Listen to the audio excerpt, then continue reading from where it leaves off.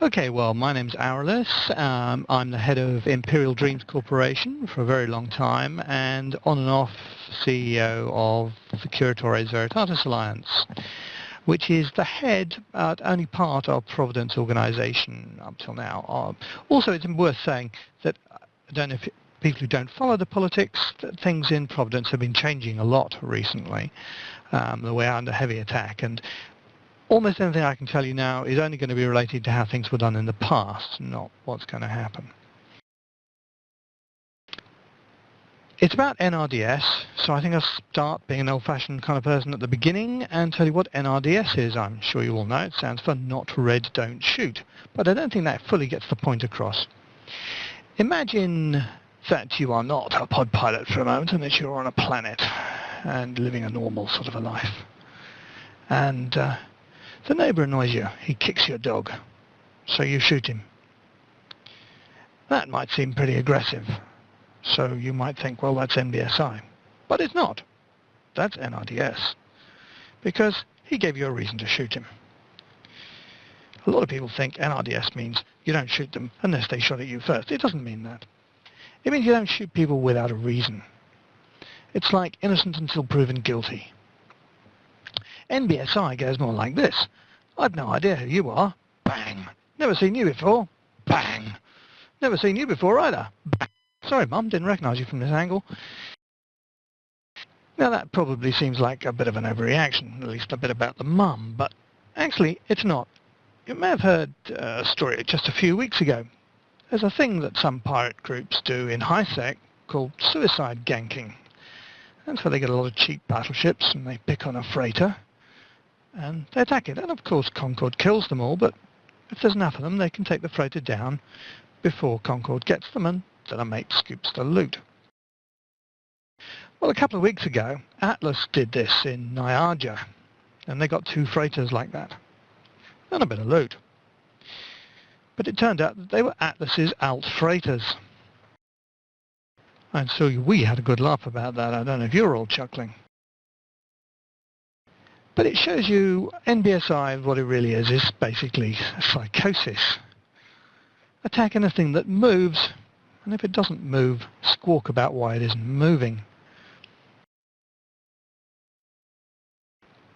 There are several interpretations of NRDS around the galaxy. You'll see that several other groups claim to be NRDS, most famously the Khan and Star Fraction.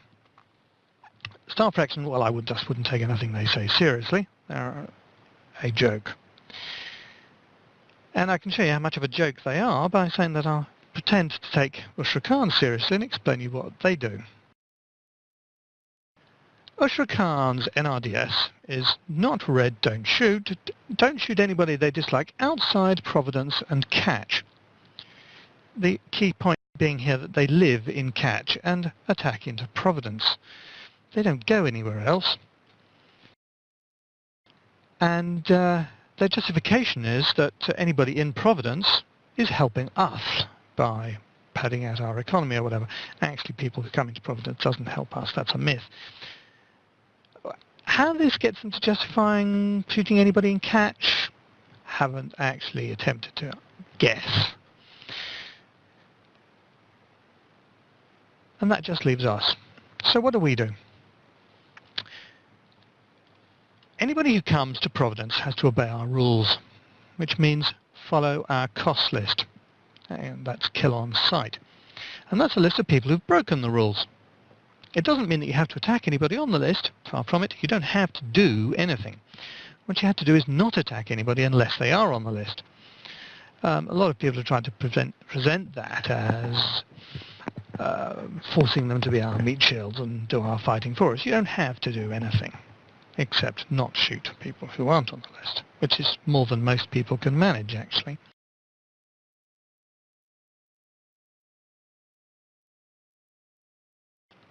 Maintaining the cost list is a huge operation.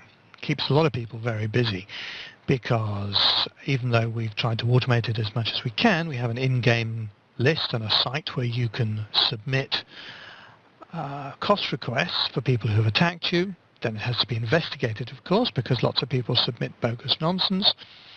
We attempt to patch up disputes where we think there's been a genuine misunderstanding or whatever. And if there hasn't been a genuine misunderstanding, but if the guilty party is willing to pay compensation, then we also let that go. The cost list is huge.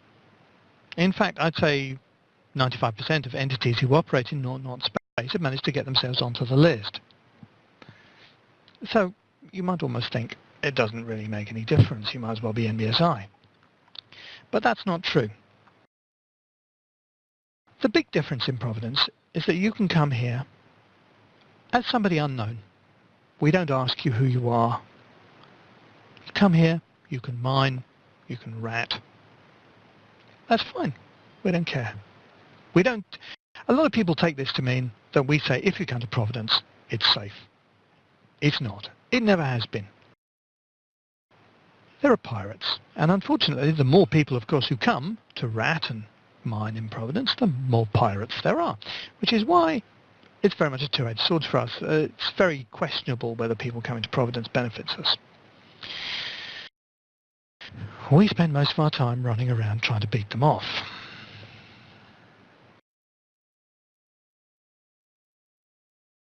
In the early days, I had several people come to me and say, "You bastard! Pirates blew me up in Providence. You owe me a new ship." To which my response was, "You're on the cost list." As I was saying earlier, it doesn't mean being NRDS that you have to shoot somebody to get on the list. Being a complete arse can get you on the list too. It just means we don't shoot you if you haven't done anything. If we don't know who you are assumed neutral until we know differently. We're well aware that at least half the people we see and we don't know who they are in fact pirates we don't know about yet. You go around with your hands on your guns just in case. But we don't assume.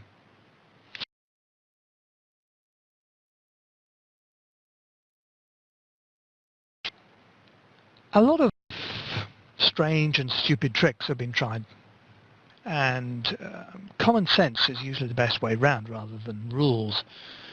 A lot of people think that we are bogged down by rules and that they can get away with bloody murder.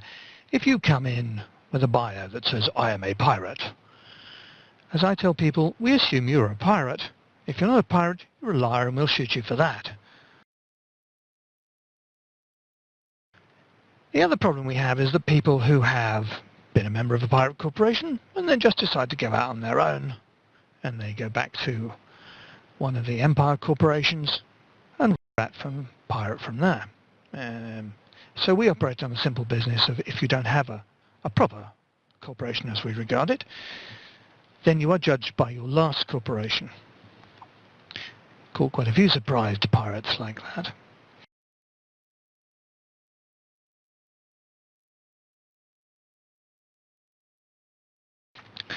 There are an awful lot of practical difficulties. One of them is that you simply don't have enough standing slots. If you want to stop people docking at your stations and so on, and we've always kept our stations open to everybody, you have to set people red to stop them docking and so on. And you just don't have enough standing slots to do that. So you're constantly juggling which are the most important ones. The hassle and paperwork that goes into this is considerable, and it probably wouldn't even be possible if we didn't have such a long history of doing it. If we stopped doing it, which I don't think is on the cards or anything, but if we did, I don't think you'd ever see anybody else trying to pull this trick. It's been made as difficult as it can be. Before Dominion, it was generally known as EVE on hard mode. Since Dominion, it's probably moved to EVE on impossible mode, but we'll see.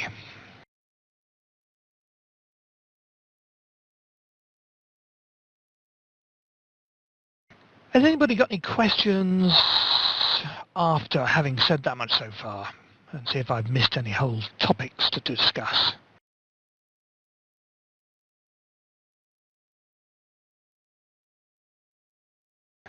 There's been a decent stream of them in the in-game class channel. Yep, I was ignoring them just so far, but okay, I'll go back and read some of them. Okay. How do you keep the cost list from being abused by power-tripping or corrupt regulators? Well, we've never had a problem with that, I have to say. Only the most senior CVAs are given charge of the cost list, and these are people we've known for many years, and I have absolute trust in. What do we gain by not requiring visitors to register with the Alliance for Entry? We don't gain anything, frankly. NRDS has been a very two-edged sword. It's not about gain. We are not in Providence for gain. We came to Providence to take it for the Empire and to bring the glories of Amarian civilization to Providence. We originally just started out by trying to pacify low-sec and domain. And it just spread gradually. We never even intended to take over the whole region, but the Ushra Khan moved into Providence afterwards to try and stop us, and that ended up in warfare, which ended up with us taking over 3/4 of the region and gradually filling in the gaps.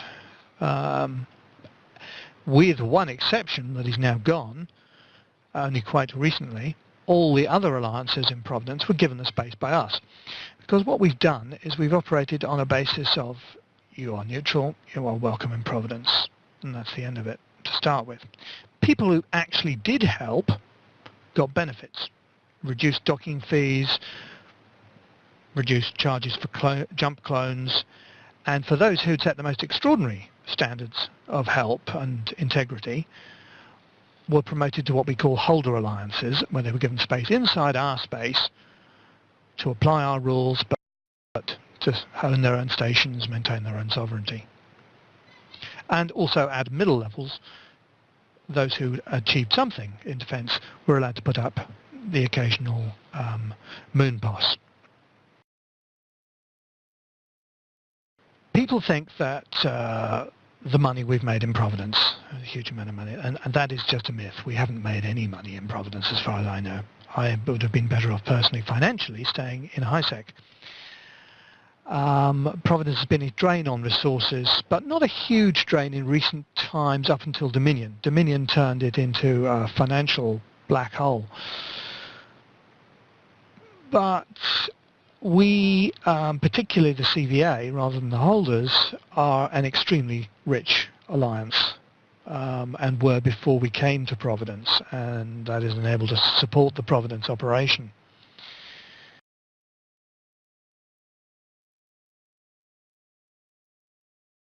Going back to the question again, what do we gain? It's not about gain, it's about civilization.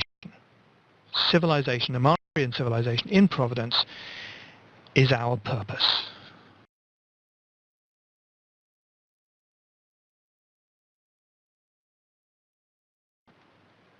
What made us make the decision to go to NRDS in the first place? We have always been NRDS. From the first moments that our corporation and then the CVA existed. It was formed, the CVA, as an alliance of like-minded organisations before alliances could even be officially created. It just seemed an essential of civilization. Anybody operating NBSI is psychotic, frankly, though post-Dominion it's difficult to argue with the practicalities. I think somebody asked what is Curatores Veritatis Alliance. It means the Guardians of Truth.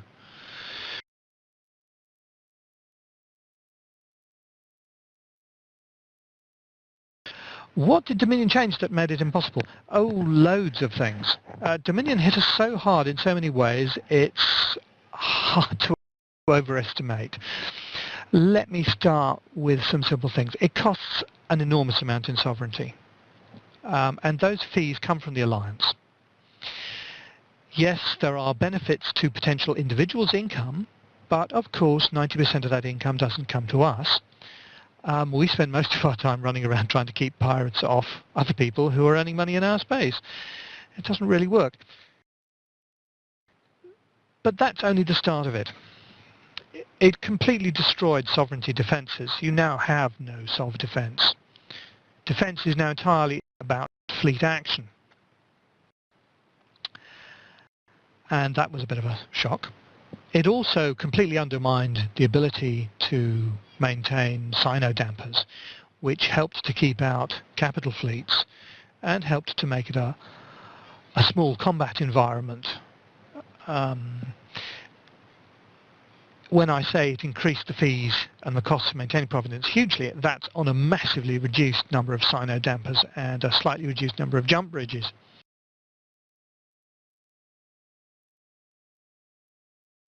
Even assuming we kept all the old cyno dampers and jump bridges at no charge, the reduction in effective defences is huge. And that's because you don't have to attack any POS. You can take the stations without any defences ever shooting at you. Additionally, I can't think how to put this. Let me approach it another way. Under the old cyno dampers, Titans were a huge benefit to the defender. You only needed one, and the only thing Titans were frightened of was cap fleets, which couldn't be dropped on you under a cyno damper. So they tilted the game in favour of the defender. The new Titans do very little for the defender. They're not much use against a 200 strong battleship fleet that comes in to clear out your cyno damper. On the other hand, they do a hell of a lot for the attacker. They mean that capital fleets are helpless in small numbers. They encourage massive blobbing because there is no defence except a bigger fleet. And the other problem that they gave us in terms of supercapitals is under the old system you had capitals, which makes defence much more difficult, and even if you're going to lose, it slows down the attacker. And it meant that towers in capital systems were immune to attack. So even if somebody went for your capital shipyards, they couldn't possibly get them in less than about 2 weeks, and they couldn't get them on the fly. Now they can just hot drop and attack your capital shipyards anytime they feel like. So unless you have the biggest capital fleet in the area, you can't build capitals, super capitals. So basically, it's not just a question of NRDS. It's a disaster for any small to medium power. Only the largest powers can exist. There is only now room for one, or perhaps, if balance is maintained, two powers to exist, which is why basically the galaxy is now split into the northern and southern coalitions. Anybody stepping outside that is likely to get seriously slapped down. And I've still only started on the problem. Another problem for us was that while it potentially increased individuals' income, this meant that alliances, the big powers, rent out their space to others and receive money from renters to pay their expenses and support their overfleet. Well, obviously, since we let anybody in our space to rat and mine, there wasn't going to be much opportunity to charge people a fee for doing it. Also, before Dominion, Providence was the poorest region in the galaxy. It was well known for being complete crap. And one of the defences was nobody wanted it. After Dominion, because of the nature of the new sovereignty upgrades, one region is really much potentially like another. So while making our region poorer and more expensive for us, it made it more valuable to anybody else. Yet another problem was Providence is well known for its poor moons. However, Dominion changed what moons were important, effectively completely changing the moon distribution by value across New Eden. And it made ours much worse. It went from crap to super crap.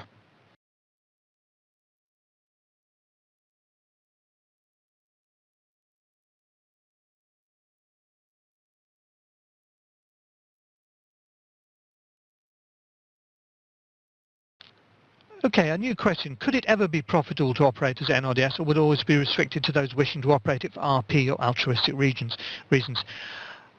As the system currently stands with Dominion, it certainly could never be done for profit. It is ludicrously painful. I question whether it could have been done for profit under the old system. Under the new system, it's laughable.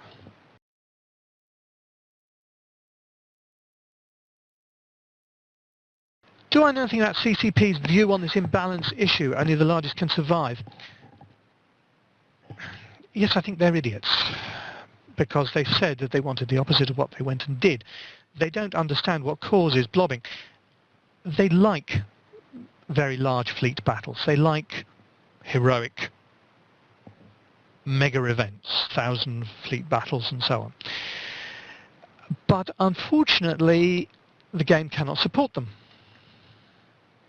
So you have stupid things like what happened to us at DG when we did put up a massive defense against the invading AAA forces. And the system was completely broken. And they came in against their own rules and interfered with the stability of the node to try and make it more stable during the fight. What that actually meant was that we couldn't do anything and our opponents could. They changed it during the battle, and our ships were left filtering into the system, and I think they removed the ability for people to log out. They certainly made some changes during the battle, and we had people being killed off 2 hours after they logged out. We lost over 100 capitals and our enemies lost nothing. And they tell us that we were stupid to jump into that situation. Well, we jumped in once and had not too much trouble. And the second time we jumped in, and AA were there in the system ahead of us, but not on the grid, and none of us ever loaded the grid. And Atlas jumped in another part of the system and warped to our grid and shot us as we arrived, even though we never saw ourselves arrive, jumping in after we did. Don't ask me to explain that because I can't.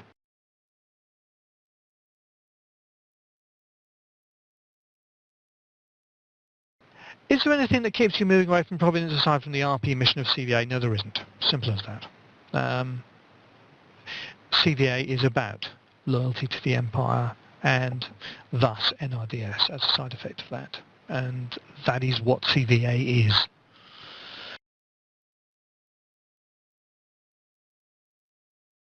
It's not a question. Somebody says here, it is kind of realistic having the largest tribe survive, even though that's a tribe made up of meatheads.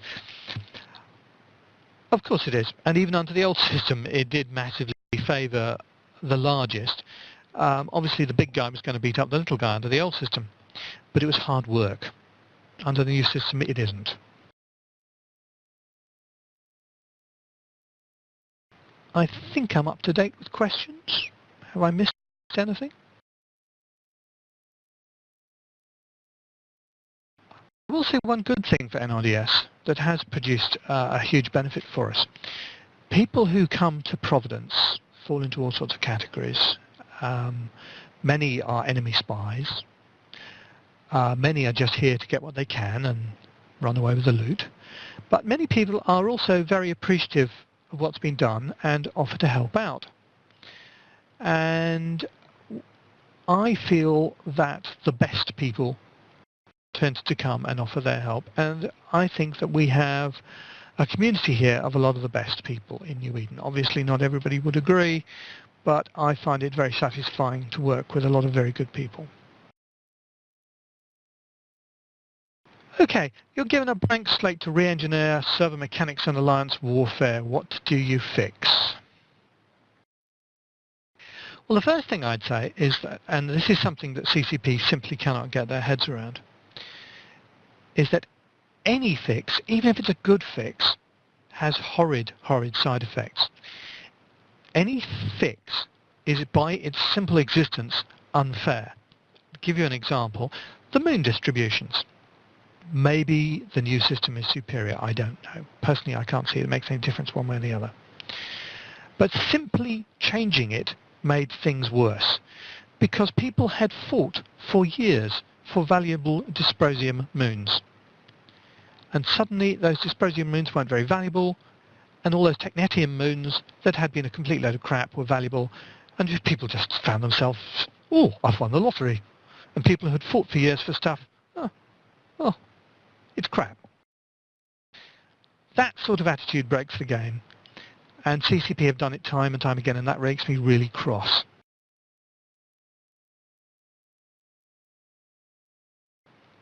Having said that, if I could make a change, what would I do? It's also, on an RP level, it's nonsense having these sovereignty charges. One of the purposes of 0.0 was that you were getting away from the authorities, you were doing your own thing. Who are we paying these charges to? To Concord, apparently. It's ridiculous. Get rid of all that nonsense. I would get rid of the whole sovereignty concept. It never made any sense at all. Who says you can't attack this, that or the other? Absolute ludicrous. The original concept of sovereignty was just a way of showing on the map who owned what. And they were just looking for a reason to show who had what. So you have the most POS there, so we'll show on the map it's your system. That was it.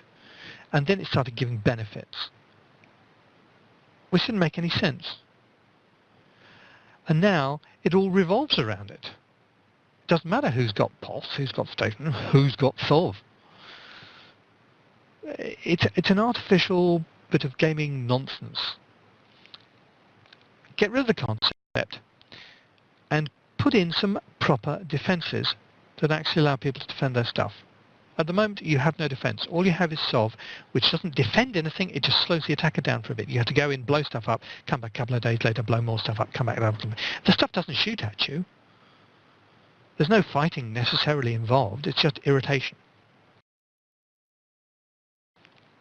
So get rid of SOV, put in some station guns, and put in a magnificent piece of technology that apparently nobody in New Eden has yet mastered, the window. It's an astonishing thing that you can be in a station and unable to look out the window and see what's outside. That just leaves me wordless, speechless.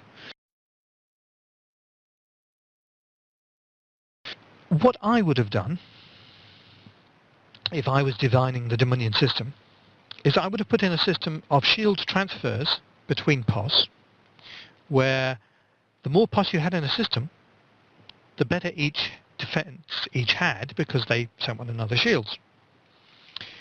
And I would put in a system where, rather than people refueling POS were refueled from a depot, which could be a depot you put into a POS or a station. And then NPCs would fly back and forth, being paid by you, and do your refueling for you. The purpose of this would be, firstly, it would save a lot of irritation. I cannot tell you how irritating refueling POS is.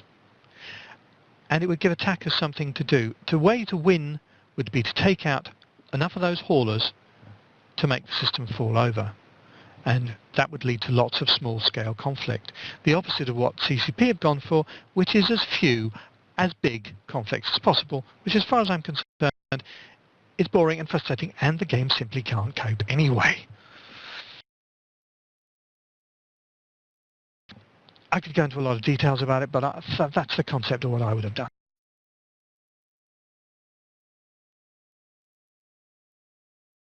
Does NRDS create an issue of Fairweather friends more so than NBSI? No, I don't think it does. We certainly had an issue with Fairweather friends, but I think everybody does. We've certainly, this current invasion from the Southern Coalition has certainly put things in perspective, friends-wise. A lot of people have proved to be Fairweather friends, and a lot of people, often not the people you would expect, have proven to be very solid friends. And that is one thing I welcome about this whole war, is really shown us who our friends are. And we were aware before the war for a long time that one of the problems was that everybody was sucking up and we didn't know who our friends were. And it's nice to have that clarified. Somebody said, I thought CCP said they were going to add a window to stations, or was that a rumour? I haven't even heard that rumour. And somebody said, well, what is a fair weather friend? A fair weather friend is somebody who sticks with you when the going's good and runs away as soon as there are any problems.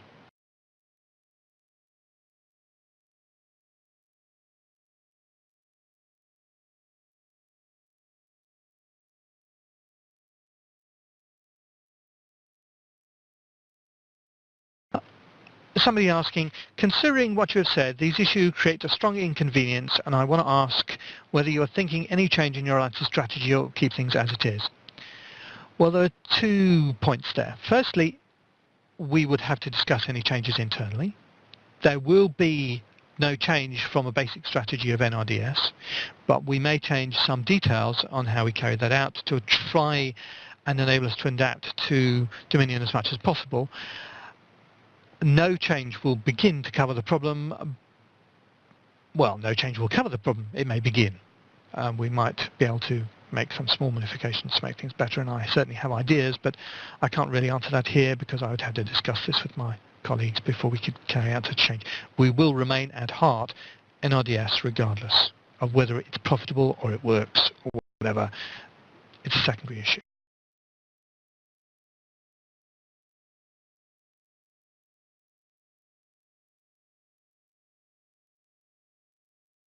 Somebody says, so listening to you, it seems your side of the war is having a really hard time and little money. Give us a reason to join your cause. The only reason to join our cause would be because you believe that we are the good guys. And that's the reason we are here, because we are bringing Amarian civilization to Providence. If your idea of joining the cause is to join the winning side, or because you're going to make lots of money, then you're coming to the wrong place. Obviously, in good times, you may make money here, and obviously, we expect to win in the long run. But that's not a reason to join us. Was it the requirement of joining a corp like this? I assume you mean a corp like mine. That varies hugely even within CVA. Every CVA corp does its own recruitment, and remember, we have loads of friends. We have holder alliances who have varied hugely.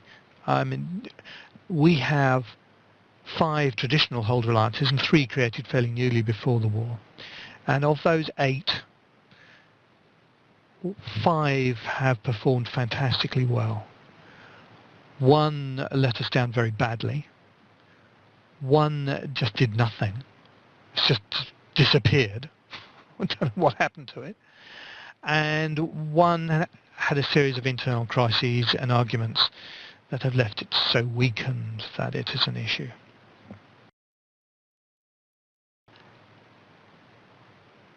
However, friends who have proved reliable have massively outnumbered friends who haven't. And even the friends who have failed the cause and left have generally left wishing us goodwill and tried to go far away. Very, very few have gone to the enemy's side. In fact, the only name I can actually think of who's gone full on to the enemy was such a complete pain in the arse that I thought, well, actually that's a benefit to us because now they have to put up with him.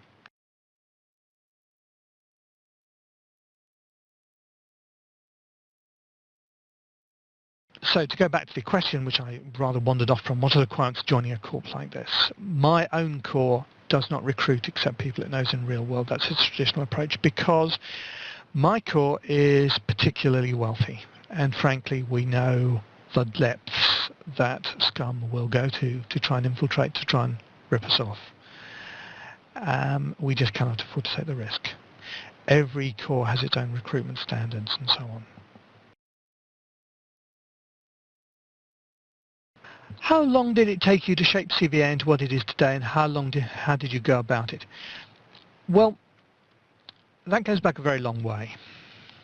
I was one of the first pod pilots in space, and I formed Imperial Dreams with old friends almost immediately.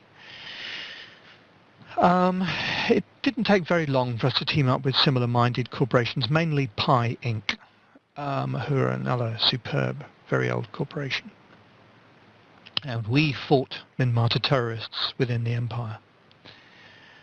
And personally, for me, that was satisfactory, and defending the empire was our primary goal, but it was never quite enough. And we joined an alliance called the Confederation of the Free Stars down in the southwest, down in Querius and Delve. That was a fundamentally unstable organization. One of the things that was wrong with the CFS was that it was an open space organization. It was NRDS, like CVA, but it imposed no rules, and it didn't attempt anything except to maintain the area as open to all.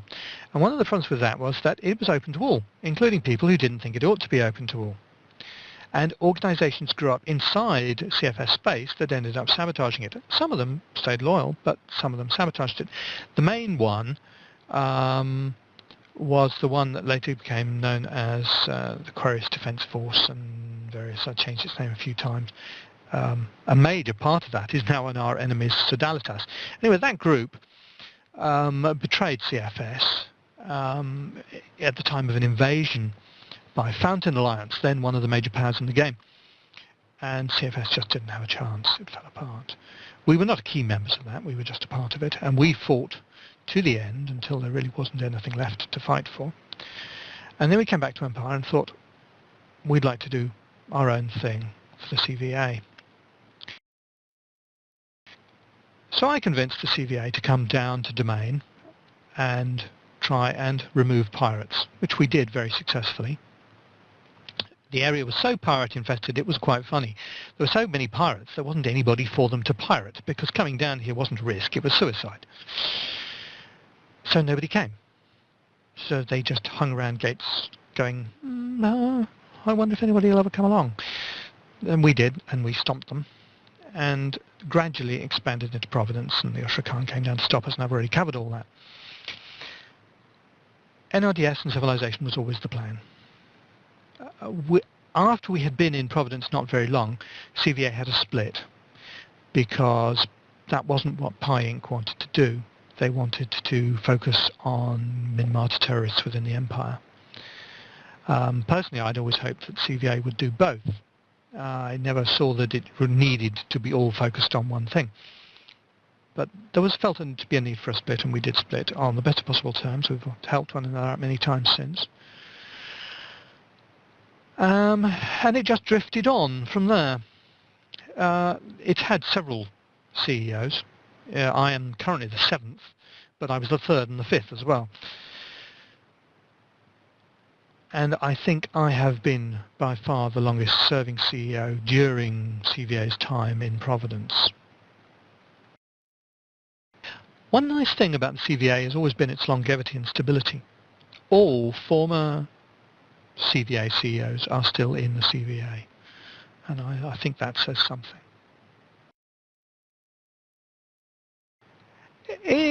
In your opinion, what started the current war between CVA and AA, and could anything have been done to avoid the conflict? The main issue was that the AIA gave bases to the Ushra Khan, our traditional enemies, in Catch on our border.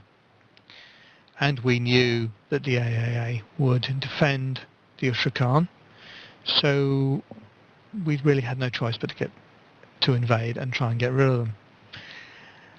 I think it's universally accepted here, I hate to slang us off, but we made a complete balls fire offensive. And everything went wrong for us simultaneously. We had the disaster in DG engineered by CCP. Goon Swarm, who were fighting AA on the other front, collapsed for internal reasons, and suddenly things didn't look good. It's easy to confuse that with thinking that we are beaten. We're far from beaten. We haven't been fighting cat battles because we know that we would lose them. And that's very expensive. Losing 100 capitals hurts. That doesn't mean that we don't have caps, doesn't mean that we're going away. We'll still be here, and we'll still be here fighting for Providence for years, forever. As far as a good Amarian is concerned, there are only 2 states of affairs, as I annually say. We've won, and we haven't won yet. Naught alliances are generally fairly unstable, and if we have to wait for them to fall apart, we will.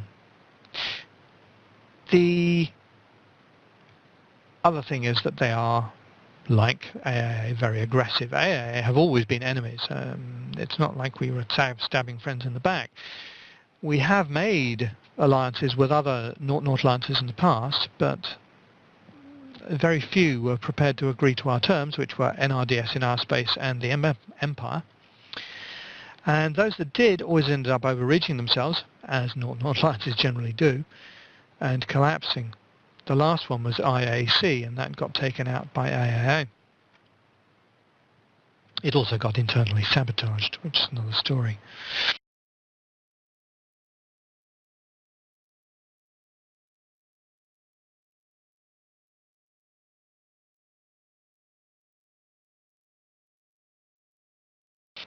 Of course, Yusra Khan weren't the only reason for trying to expand into Providence.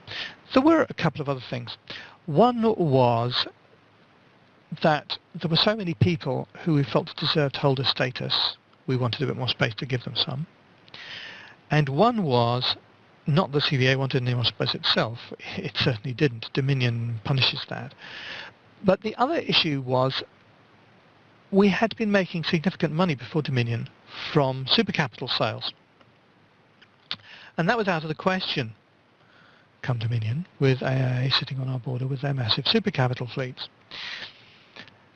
And we felt if we could push them a bit further away, if we had a bit more space, a bit more room around us, it might become a bit more realistic. I'm not sure that that was actually a true calculation in any event, but it would have helped if we could have done it. Another thing was that it was clear under Dominion that there was only room for a major power. So one of the questions was, were we a major power? We certainly had the numbers of people, but we didn't have the large-scale combat experience. We had the small-scale combat experience, and in small scale, I would say we have some of the best combat pilots in New Eden. But large-scale combat is very different, and AAA have the experience. DG taught us a lot.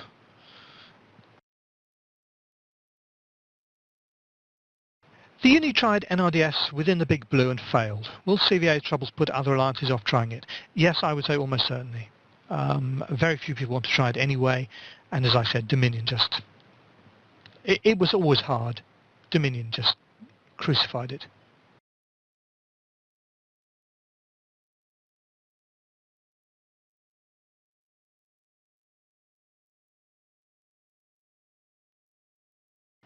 Where do you see CVA in 1 year from now? Well, where is easy. Providence and the surrounding LOSEC. How successful? That's very hard to say. We will be fighting.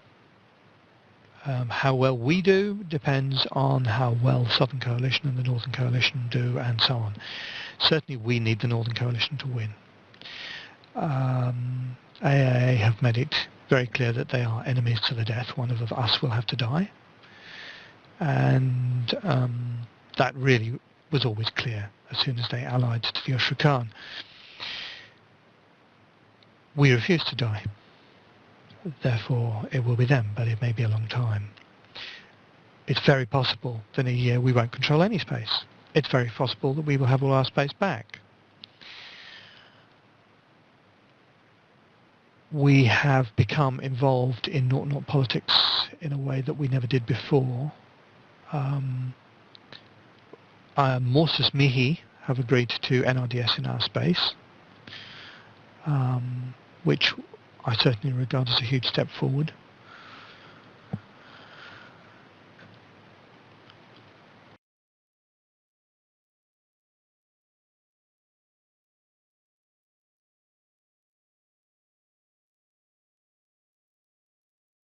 I see somebody's answered the question about where do I see CVA in 1 year time. Didn't you hear him? They will win the war in improv. Yes, we will win the war, but that doesn't mean in a year time. But we will win is certain. When? I have no idea.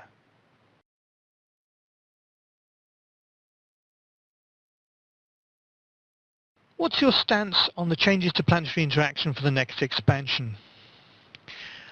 Well, that's classic.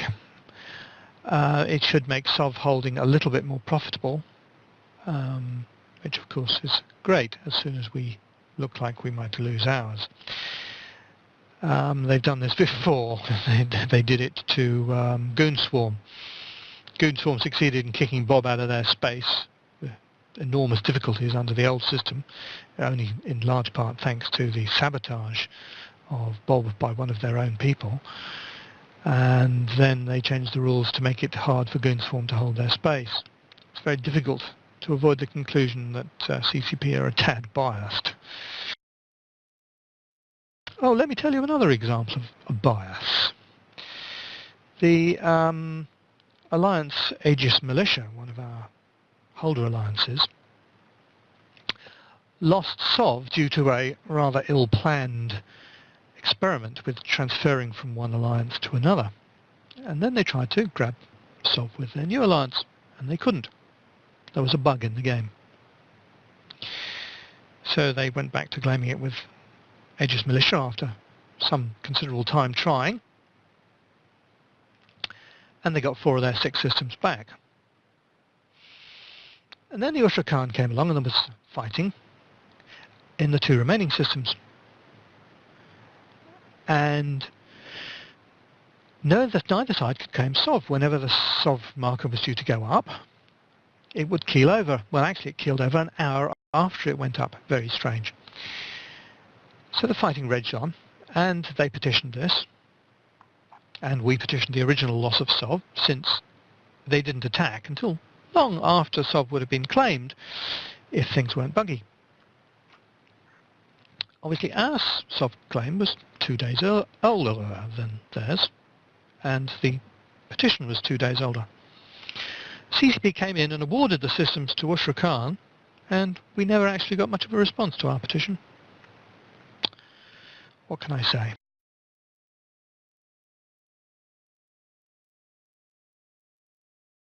Am I looking forward to fighting in a more guerrilla warfare style?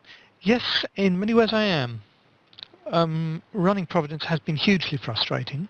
It has been very satisfactory in some ways. It's something that we are all hugely proud of. But it has been a lot of POS to maintain. It has been huge fights for the cost list. And guerrilla small-scale warfare is much more fun and satisfactory than large-scale warfare. I think everybody throughout New Eden would tell you that small-scale warfare is more fun. And yeah, we are kind of looking forward to it. We're also looking forward to the fun tricks we can pull on our enemies when we've actually lost all our SOV and stop having to fuss about with it. We've got some stuff in mind.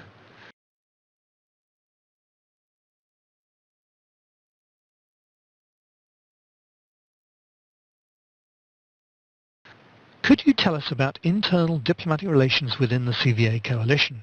How do corps or alliances go about joining the CVA alliance or coalition, and how do you divide territory and resources in Providence between everyone? Okay, that's a lot of different questions. Because of the old system of capitals and constellation sovereignty, it was very important to split areas on constellation lines. So the old holders were all given a whole constellation. And there were 5 alliances, and the remaining, originally there were 6 holders, and one of them decided that it couldn't maintain its responsibilities anymore and voluntarily gave the space back to us. And in fact, the members of that alliance later joined CVA after a considerable gap. It was a separate issue.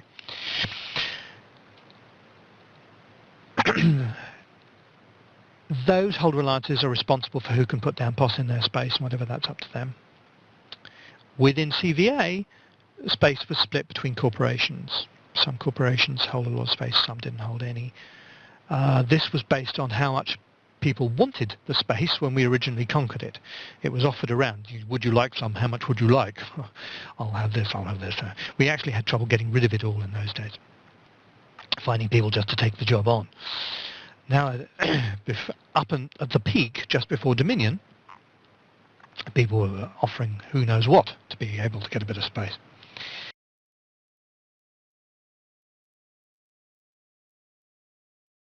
Diplomatic relations. Well, the holders and CVA have always worked very closely together. Who joins what? Well, who joins a holder alliance is entirely up to the holder alliance. Who joins the CVA? They have to swear an oath of loyalty to the Empire. They have to be very well known to us. What happens is they approach the current CVA executor, and if he thinks it's a serious case, he puts it to the alliance. There isn't an actual vote.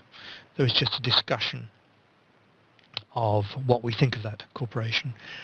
And unless there is an overwhelming majority in favour, we generally don't accept them. But the actual decision rests with the executor alone. It's just advisory. It's an area in which we take advice very seriously.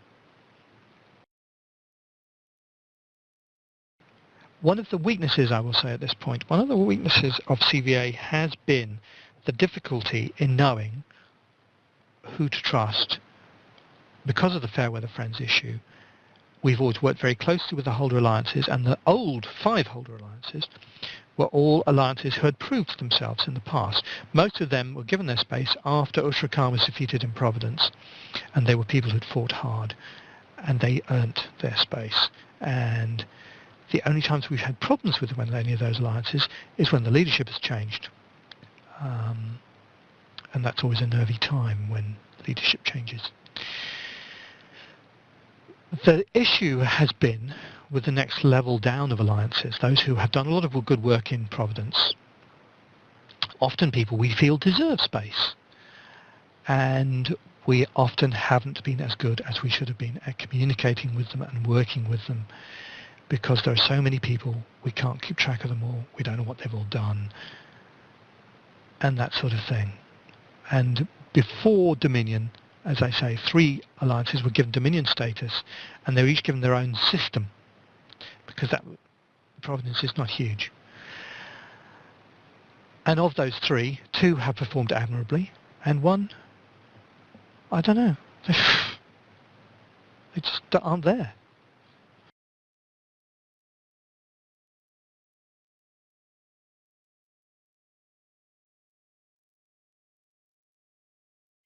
I hope I answered everything on that question. Next one, after Dominion, holding large amounts of space to be a drain on resources. Once you win the war, do you anticipate making changes to how you operate, maybe requiring neutral to pay a fee to live in Pro or increasing docking fees to afford it? Yes, I certainly do anticipate changes. The basic system will remain NRDS, but I do have changes in mind, and as I've said in answer to an earlier question, this will have to be discussed internally. The question answer is holding large amounts of space is a problem. Yeah, it is a problem. It's a huge expense. But one of the things people don't understand is the definition of holding space. Like, the war started when we attacked AAA in a very moderate fashion by claiming 4 systems in catch. They weren't even AAA held systems. But let's face it, everybody knew that AAA regarded them as their space.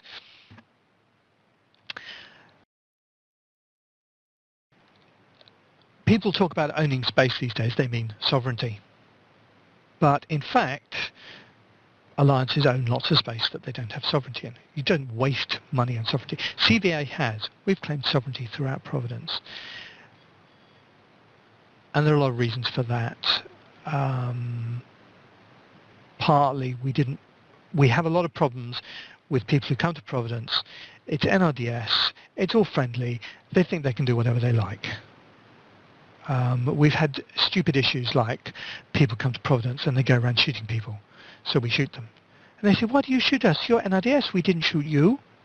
No, but you shot everybody else. Or they come here and they think it's all friendly, they can do what they like, they dump a POS on the moon. Oh no, that's not allowed. One of the things we learned very much from the CFS experience was that this is not open space. This is our space. You may come here, you are welcome, we are friendly to visitors, but this is not your space, this is our space. There will have to be changes. For those changes to be meaningful, we would have to win. Oh, back to what I was saying, sorry, I distracted myself. I was saying about not owning space. To a large alliance, it may not own the space, but that doesn't mean it doesn't want anybody else in there. It's only going to let somebody else go in there if they are paying them rent. So a large alliance is either going to surround itself with rent payers or a desert. For one thing, they don't want you anywhere near their super capital shipyards.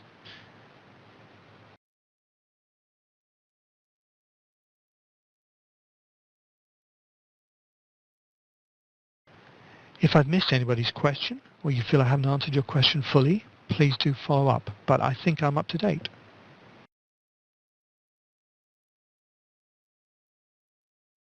Someone asked earlier if you had to be a MAR. In the original CVA corporations you did, and that includes my corporation, Imperial Dreams. But no, you no longer have to be a MAR to be in CVA, and that's a matter varying from corporation to corporation. And I would say 3/4 of CVA corporations are not a MAR only now. And you have never had to be a Marian to be in a holder alliance or to come to Providence or anything like that. And indeed the last executor of CVA was himself not a Marian. We regard everybody in CVA as a Marian in the national sense, if not in the racial sense. So which CVA corps can you recommend who would recruit us noobs? Which corps focus on what? Industry, combat, etc. Two questions there. Firstly, which corps might recruit you? I would say that varies from corp to corp. Every corp handles its own business, and that's something I feel quite strongly about. I don't, particularly being the CVA executor, I do not interfere in other corps' internal business, and I'm not going to tell you who you could approach. If you want to come talk to CVA, you can come and talk to us in the CVA-Diplo channel and ask any questions you like, and we'll try and help you. The other thing was, which corps focus on what, industry or combat, etc. Everybody in CVA should be a combat pilot, at least in part.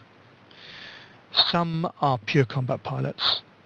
Some are, as we say, Care Bears with teeth, in which I would include myself. I'm primarily an industrialist. But I have absolutely no use for people who will not get out and fight when the fighting is on.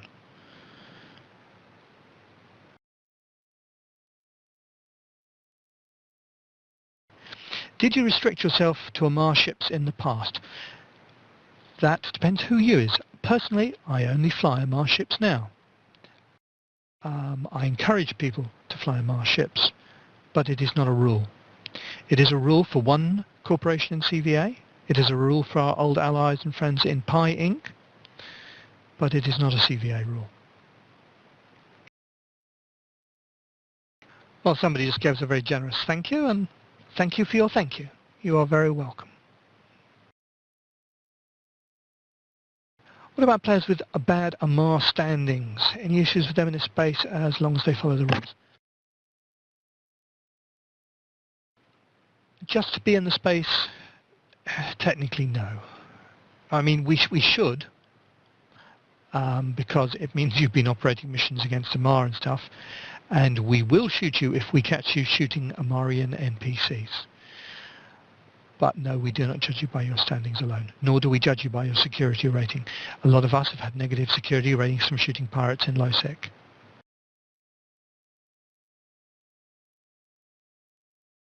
Roughly how much of your online time do you spend on managing your alliance? 90%. And one thing that gets me killed quite frequently is I am always managing the alliance, even when I'm in combat gangs. There's always something going on. And I'm a notoriously bad combat pilot. I don't fly in combat gangs because I'm good or because I love killing people, but because I'm prepared to do my bit. I will not be one of those hiding behind a desk sending others out.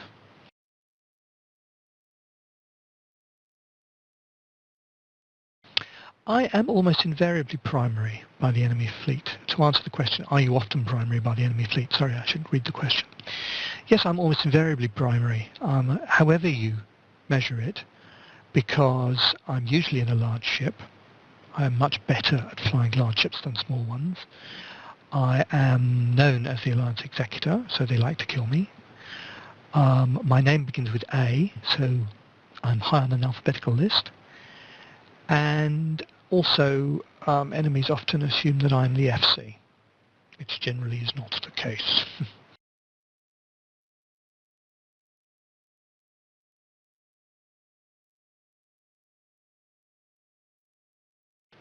So yeah, I lose a lot of ships. Fortunately, as previously mentioned, I can afford it.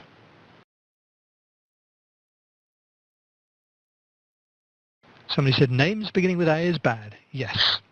The next worst thing to a name beginning with A is Z, because sometimes people do things in reverse order. Frequently in large battles, people just call targets in alphabetical order. One of the reasons for that is targets are going down so fast there isn't time for proper calling and things. They just tell everybody go down the list. And sometimes they go down the list in reverse order. But yeah, it doesn't pay to be an A. How do you juggle this game with real life when you get to the point you're at? I have a real life that is well set for playing this game. At least it gives me a lot of time to play, but it gives me a lot of interruptions. I never know how long I'm going to have to play or when. So I'm online all the time, but frequently AFK. Confuses the heck out of people.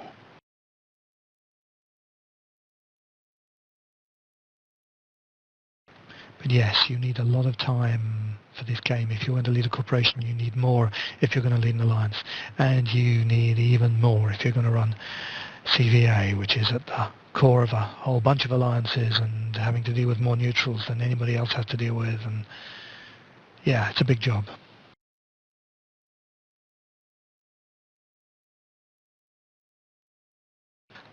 Oh, I'll tell you something else. I realised a question I didn't answer fully earlier.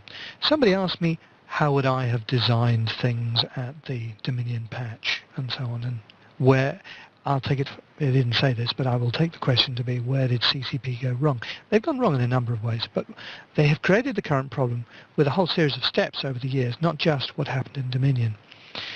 One of the earliest mistakes, and I give myself full credit here, I bitched about it at the time, was the long-range jump gate.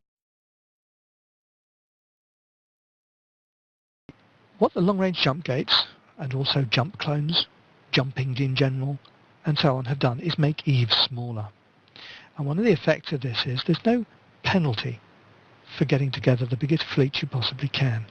There's no, for a large empire, there is no feeling of if I shove all my warships on this front, I won't be able to defend that front. You get together the largest fleet you can. If you have to move to the other front, well, hop, bang, we're on the other front. There are no strategic decisions to be made, and there is no restriction for getting the biggest fleet you can. It takes you almost no time to get to where you're supposed to be to form up for a large fleet.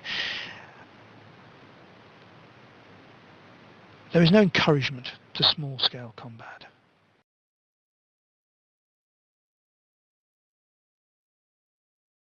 What I would do is I would get rid of all the long-range jump gates.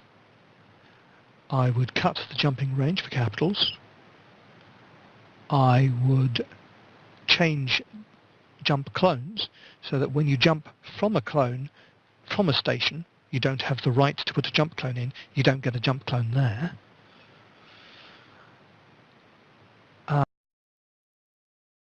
So you actually use up your jump clone rather than just creating a new one that's infinitely reusable back and forth across the galaxy. And this would create more regional powers and thus smaller battles, and it would also put a lot less strain on the game. I think we have run out of questions and run out of steam. Correct me if I'm wrong. Do I like leading CVA? Is it fun? Yes, it is fun. I do like it. It's very satisfying because I deal with a lot of very good people. I am constantly impressed by the quality of the people in our organisation, and I think this is the biggest benefit that NRDS has brought to us. A lot of people have come here because they like NRDS and they want to do something worthwhile, and it's just a great band of people, and that is what holds me not just to CVA but to Eve, is the people I fly with, and I am very, very proud of them.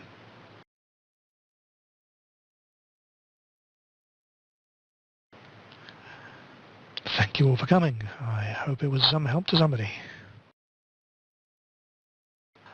Okay, well, thank you all and good luck, and I'll be signing off here.